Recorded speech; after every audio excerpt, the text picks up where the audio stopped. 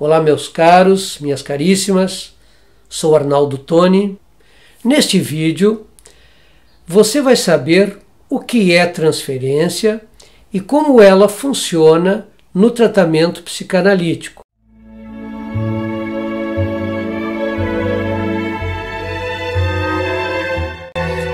A transferência é um dos conceitos mais importantes da psicanálise. Freud chegou a dizer que ela é a mola ou o motor propulsor do tratamento psicanalítico. Mas ela também pode ser um obstáculo para que uma análise se realize.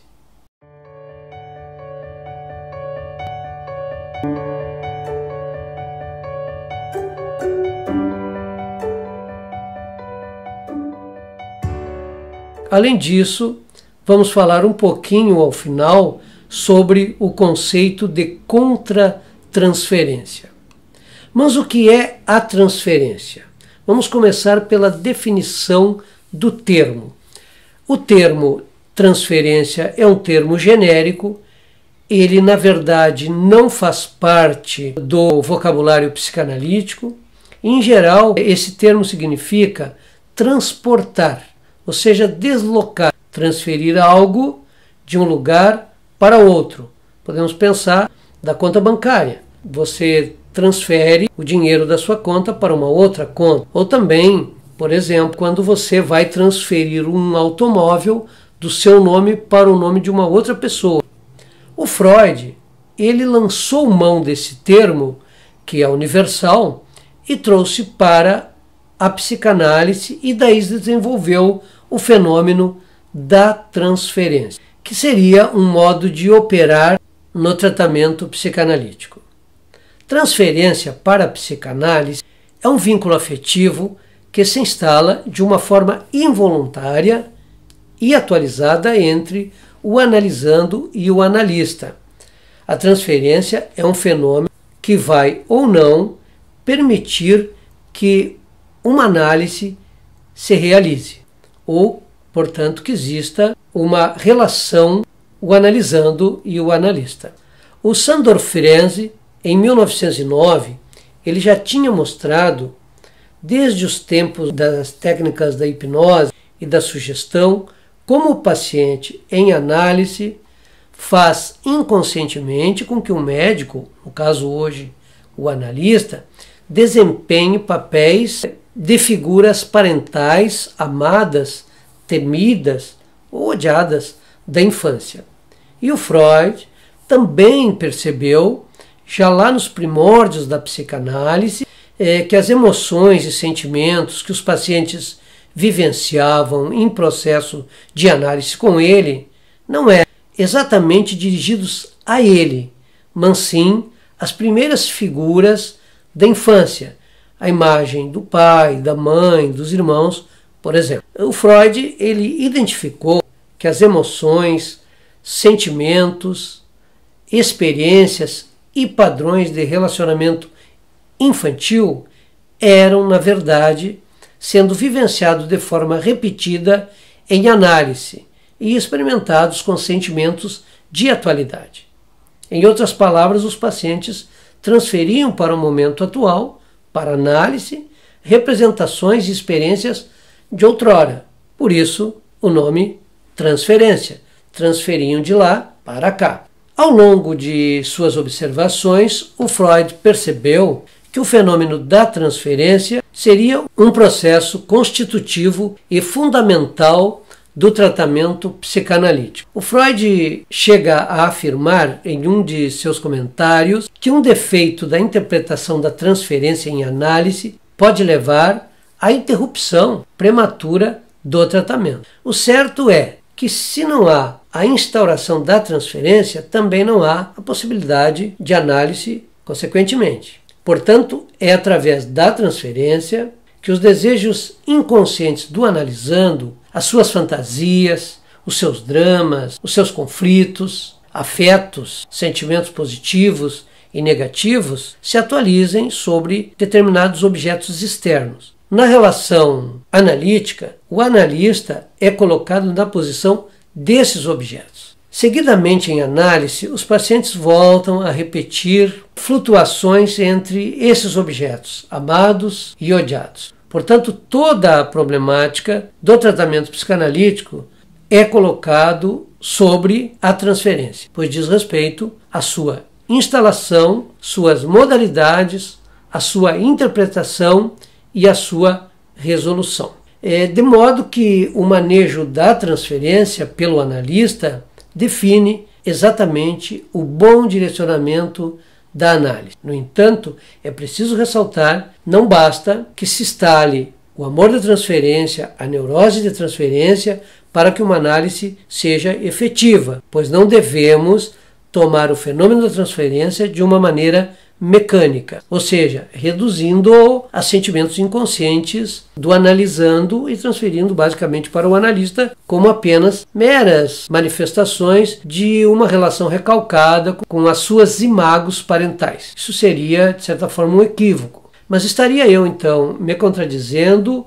sobre o que afirmei anteriormente? Eu acho que não. O que eu estou afirmando é que é necessário um bom manejo da transferência por parte do analista. É isso. Ou seja, significa dizer, mais precisamente, que o analista deve conduzir bem a transferência. Caso contrário, o processo de análise não se realizará, não se desloca, não se movimenta. A transferência é um processo que exige sofisticadas elaborações psíquicas sobre, por exemplo, como e por que nos relacionamos e sobre e como para que usamos as pessoas as quais amamos e também odiamos. O analista, em sua posição de objeto e posicionado conforme a regra da abstinência, ao ser confrontado com as manifestações transferenciais ou transferência amorosa, ele precisa convidar o analisando para ir adiante e não ficar apenas colado na transferência.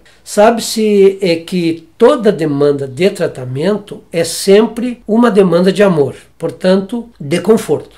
Cabe o analista transformar esta demanda numa demanda de terapia. Isso se dá justamente pelo manejo da transferência, ou seja, do analista conseguir reconhecer com clareza o que de fato é transferido pelo paciente em análise. Daí, com um bom manejo da transferência, o analisando poderá então realizar novas associações, novas elaborações próprias e inéditas. Uma outra questão, a transferência, ela pode também, e é muito comum, ser transformada em resistência ao tratamento. E quando isso ocorre? Bom, isso ocorre quando o paciente, por exemplo, atua fazendo jogo amoroso com o analista. Ou seja, ele inconscientemente aspira repetir suas manobras e usa a análise como oportunidade de repeti-las. Nesse caso, a transferência está funcionando como resistência.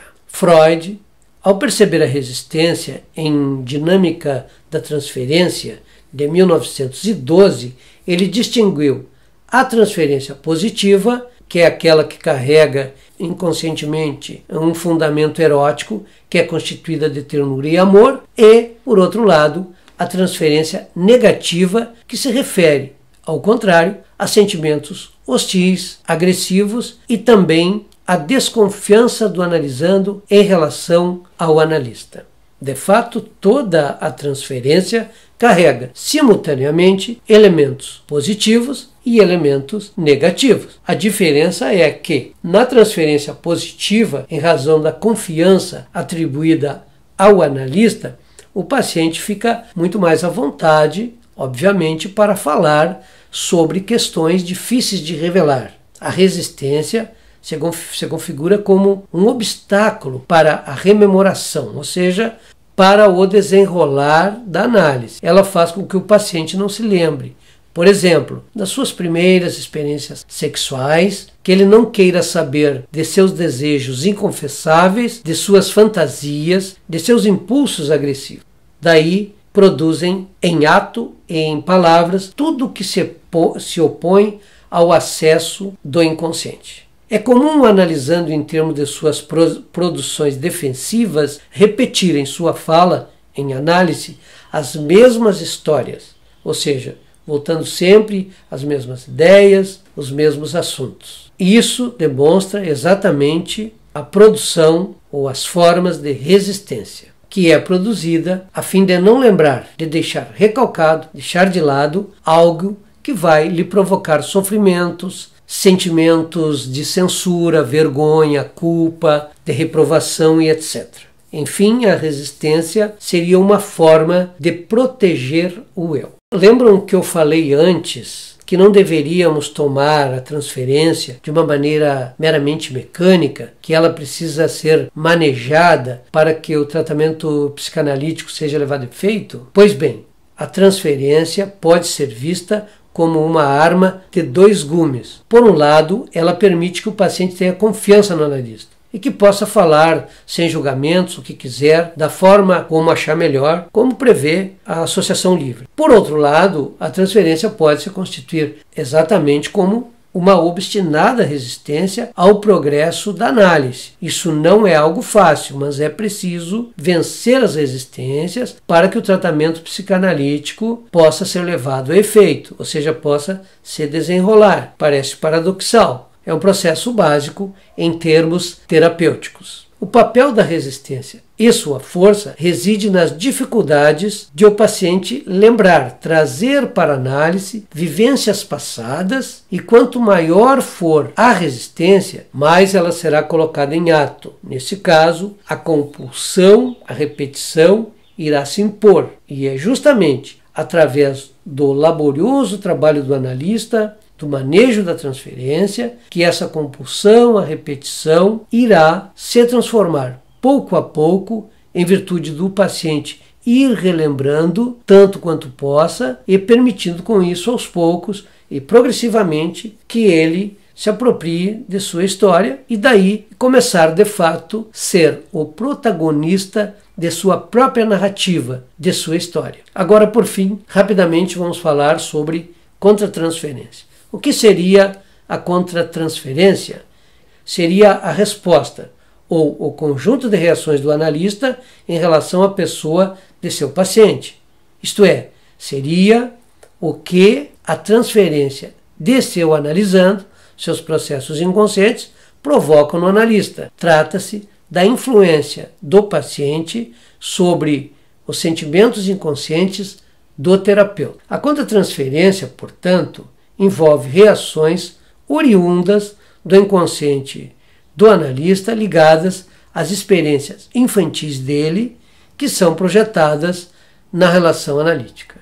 O conceito de contratransferência foi objeto de constantes desenvolvimentos por parte de muitos outros analistas depois de Freud. Freud raramente falou de contratransferência, mas em uma das vezes que ele tratou desse fenômeno, ele ressaltou o seguinte, que nenhum analista vai além do que seus próprios complexos e resistências internas lhe permitem. Por isso, a necessidade de todo analista ou candidato a analista se submeter a uma análise pessoal, que, aliás, é uma das principais, se não a principal, exigência na formação de psicanalistas. Eu costumo dizer que, se nós precisamos manejar a transferência numa relação de análise, também temos que remanejar as manifestações contratransferenciais, procurando daí controlá-las ou reduzi-las ao máximo possível na situação terapêutica. É através da análise pessoal que tais questões são trabalhadas. Assim, o nosso inconsciente poderá se constituir, digamos, numa espécie de instrumento que será utilizado para interpretar as expressões inconscientes do outro, nesse caso, o analisando. Até o próximo vídeo. Eu volto.